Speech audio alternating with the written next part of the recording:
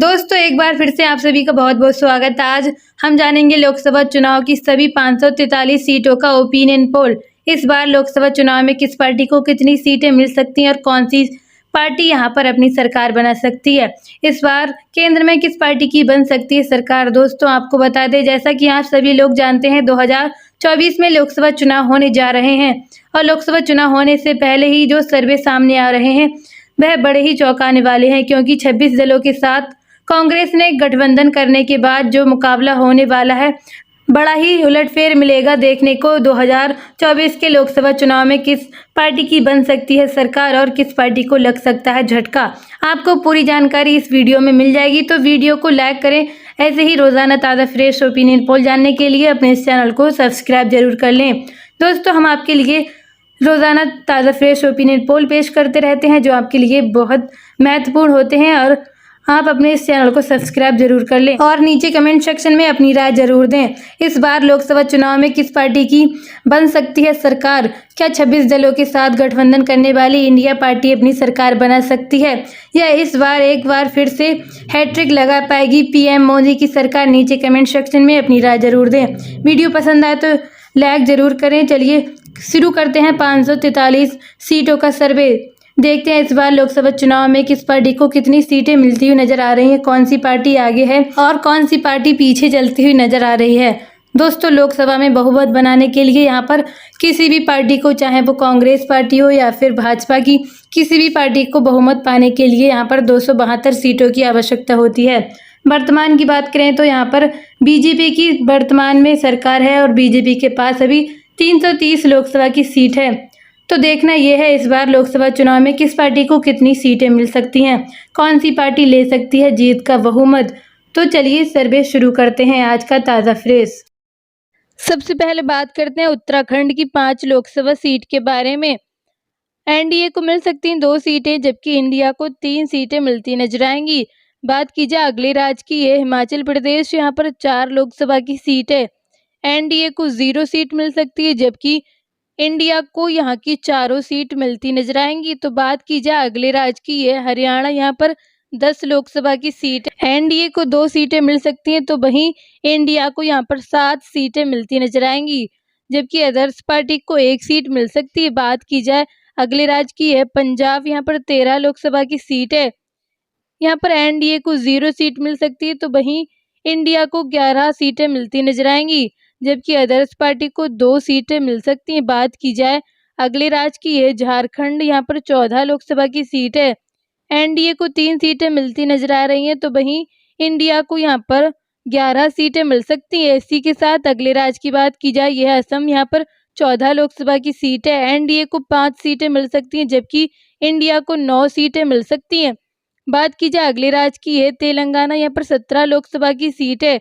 NDA को 2 सीटें मिल सकती हैं, तो वहीं इंडिया को 7 सीटें मिल सकती हैं, जबकि अन्य पार्टियों को यहाँ पर 8 लोकसभा की सीटें मिलती नजर आएंगी। बात की जाए उड़ीसा की 21 लोकसभा सीट के बारे में, एनडीए को 3 सीटें मिल सकती हैं, तो वहीं इंडिया को 7 सीटें मिल सकती हैं और अदर्स पार्टी को 11 सीटें मिल सकती हैं।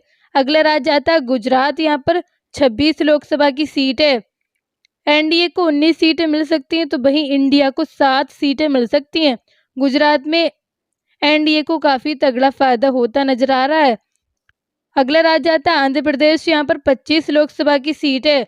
एनडीए को 3 सीटें मिल सकती हैं, जबकि इंडिया को 10 सीटें मिल सकती हैं, तो वहीं अन्य पार्टी को 12 सीटें मिलती नजर आएंगी।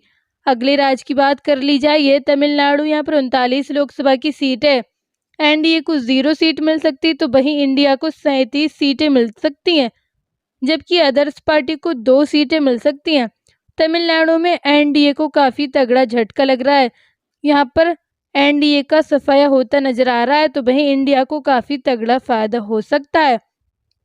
बिहार की 40 लोकसभा सीट के बारे में बात करें तो एनडीए को 16 सीटें मिलती नजर आएंगी, जबकि इंडिया को 24 सीटें मिल सकती हैं, तो यहाँ पर इंडिया काफ़ी तगड़ा फायदा हो सकता है। बात की जाए पश्चिम बंगाल की 42 लोकसभा सीट के बारे में, एनडीए को 10 सीटें मिल रही हैं, तो वहीं इंडिया को 32 सीटें मिलती नजर आएंगी। अगला राज्य आता है महाराष्ट्र, यहाँ पर 48 लोकसभा की सीट है। एनडीए को 20 सीटें मिल सकती हैं, जबकि इंडिया को यहाँ पर 28 सीटें मिलती नजर आएंगी। यहाँ पर इंडिया को काफ़ी तगड़ा फ़ायदा हो रहा है 28 सीटों को पाकर। तो दोस्तों अभी तक हमने सर्वे कर लिया है 318 सीटों को, जिसमें से एनडीए को मिली है 85 सीटें, तो वहीं इंडिया को यहाँ पर 197 सीटें मिली हैं। अब तक के हमने जो सर्वे आपके सामने पेश कर दिए हैं, तो यहाँ पर एनडीए को झटका लग रहा है, तो वहीं इंडिया को काफ़ी तगड़ा फ़ायदा होता मिल रहा है।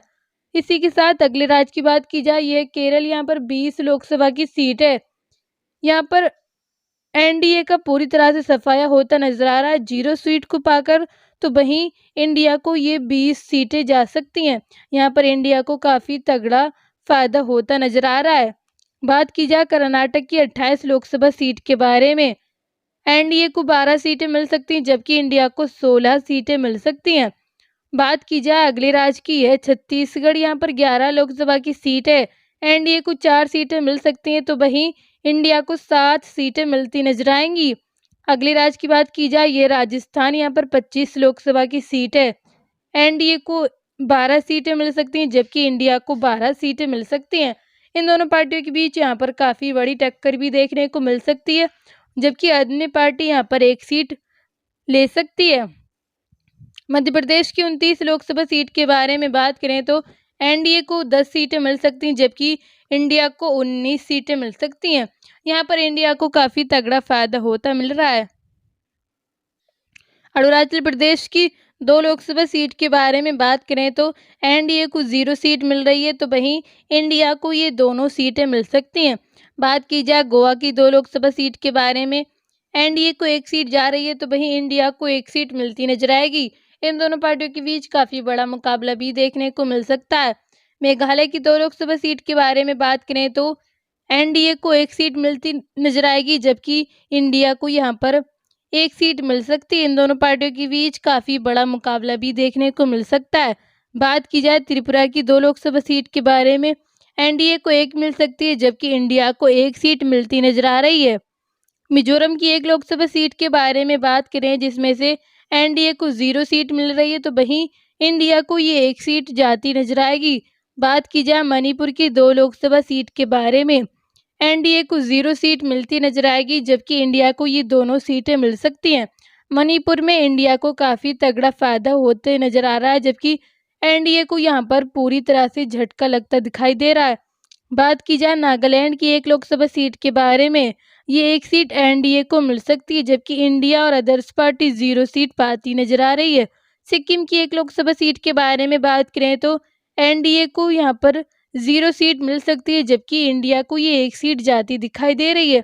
यहाँ पर इंडिया को काफ़ी तगड़ा फायदा होता नजर आ रहा है।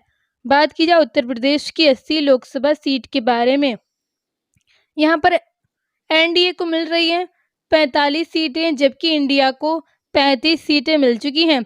उत्तर प्रदेश की 80 सीटों पर इस बार एनडीए को काफ़ी तगड़ा झटका होता नजर आ रहा है, क्योंकि पिछले बार के चुनाव में एनडीए को यहाँ पर 64 सीटें मिली थी, जबकि इस बार एनडीए को उत्तर प्रदेश में 45 सीटें मिलती नजर आ रही हैं, जो पिछली बार से काफ़ी कम है। तो यहाँ पर इस बार इंडिया को काफ़ी तगड़ा फायदा हो रहा है, तो वहीं एनडीए को झटका लगता नजर आ रहा है।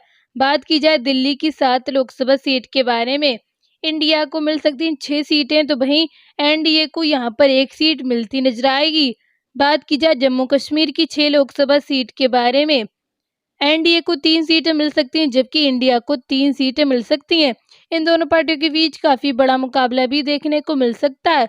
और बात की जाए केंद्र शासित प्रदेश की 6 लोकसभा सीट के बारे में, तो यहाँ पर एनडीए को 3, जबकि इंडिया को 3 सीटें मिलती नजर आएगी। यहाँ पर काफ़ी कड़ा मुकाबला भी देखने को मिल सकता है। तो दोस्तों ये रहा लोकसभा चुनाव की सभी 543 सीटों का ओपिनियन पोल। आज जो हमने सर्वे आंकड़े आपके सामने पेश किए हैं वो बड़े ही चौंकाने वाले हैं, क्योंकि यहाँ पर एनडीए को मिली है 179 सीटें, जबकि इंडिया को यहाँ पर 327 सीटें मिल चुकी हैं। जैसा कि आप सभी लोग जानते हैं, किसी भी पार्टी को यहाँ पर केंद्र में बहुमत पाने के लिए 272 सीटों की आवश्यकता होती है। जिस पार्टी के पास 272 सीट होती है वही केंद्र में अपनी सरकार खड़ी कर सकता है।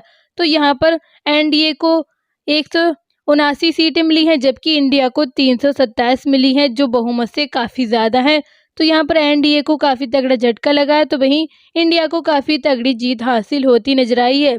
तो दोस्तों आपको क्या लगता है कौन सी पार्टी केंद्र में अपनी सरकार बना सकती है? क्या इस बार फिर से बीजेपी पार्टी अपनी सरकार बना सकती है या फिर कांग्रेस पार्टी अपनी सरकार बना सकती है? आपको क्या लगता है? आप लोग अपनी राय कमेंट सेक्शन में ज़रूर दें और वीडियो को लाइक करें, शेयर करें। रोज़ाना ताज़ा फ्रेश ओपिनियन पोल जानने के लिए इस चैनल को सब्सक्राइब ज़रूर कर लें। Thank you so much.